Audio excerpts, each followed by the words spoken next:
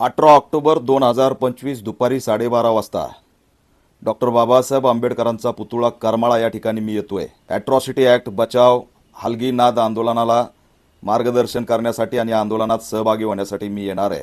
सर्व भीमसैनिकांना आव्हान करतोय की राज्यामध्ये ॲट्रॉसिटी ॲक्ट हा धोक्यात आलेला आहे, त्याची अंमलबजावणीच होत नाही। अनेक ठिकाणी ॲट्रॉसिटी ॲक्टच्या केसेस केल्या की क्रॉस केस केल्या जातात। बऱ्याचशा केसेस ह्या पोलिसांच्या स्तरावरच संपवल्या जातात।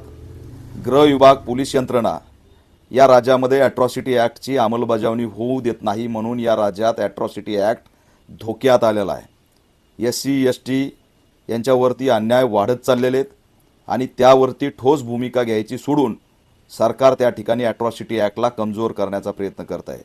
आणि म्हणून उद्याचा करमाळचं आंदोलन हे निर्णायक आहे। या आंदोलनाचं आयोजक नेतृत्व